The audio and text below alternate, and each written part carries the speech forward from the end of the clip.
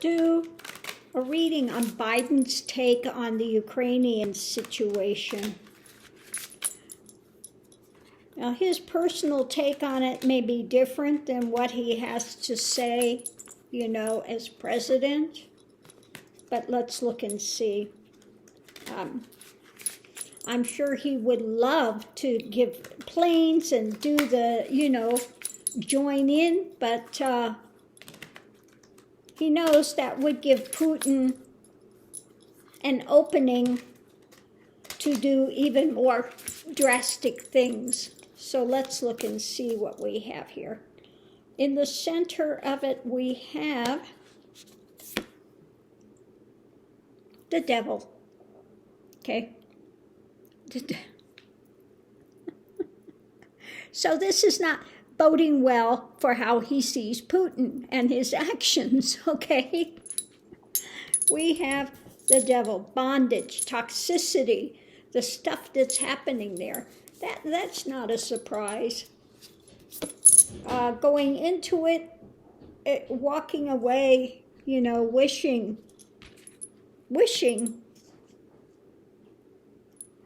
probably wishing that Putin would walk away. And perhaps maybe that we could walk away, but that's not possible. We can't walk away from this situation. You know, something you wish, yeah, separation, wishing that it was not there, wishing that it was, you know, something better than it is, okay? Nobody wants to have to make these type of decisions, so I think that's what it has to do. But let's look and see what else we have. Yeah, betrayal, suffering. He sees absolutely the actions of Putin as a betrayal, creating suffering because of his ego, and he wishes that we could walk away, be separated from it. You wish that Putin would walk away and be separate from it, but it's not happening, okay? On the other side, yeah, there's a conflict. The conflict is happening, okay? The fighting is happening. Yeah, the illusions and the fear. He sees that Putin, I think, is unstable. Okay. He sees, yeah, Putin as unstable, barking mad, basically, wishing this was something that could be walked away from, but we can't.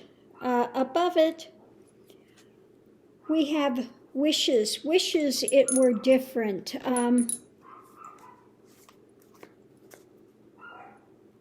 That he sees that Putin, above Putin, is the wish-fulfilling pride, ego, that he's going to do what he's going to do. He's got this idea of being the czar, okay? And, yeah. And underneath of it, we have our values and things, okay? But it's also sometimes seen as the card for Russia. And I think in this case, this is the one of showing Russia, that he keeps nurturing this idea, and he sees Putin as totally unstable, betraying his country, betraying the people, and causing conflict, and of course, wishing this was something that could be walked away from. But also sees this as separating of people. Ukrainians and Russians are very close, and he has just put out so many lies and spins and drama, which of none of it is true. And so, yeah, Biden is looking at that, and he just thinks, what it looks like, he sees Putin as very unstable, okay? And that he's just going to do what he's going to do. He's going to continue to triple down. Sort of like 45, you know, it's that narcissist thing, that they don't see reality, and it's going to be the way, and they'll lie and deceive and just put out, you know, deception, and tell people it's something other than it is, and live in their fantasy realm. And of course, he's making it out that they're saving Ukraine, and, you know, and it's total lies, total nonsense, total deception.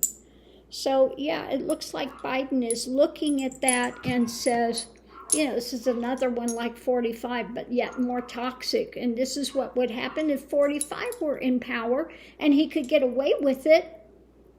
If he were a dictator, he would do the same thing. He would just, you know, not care about people's lives, any of that, okay? So, yeah,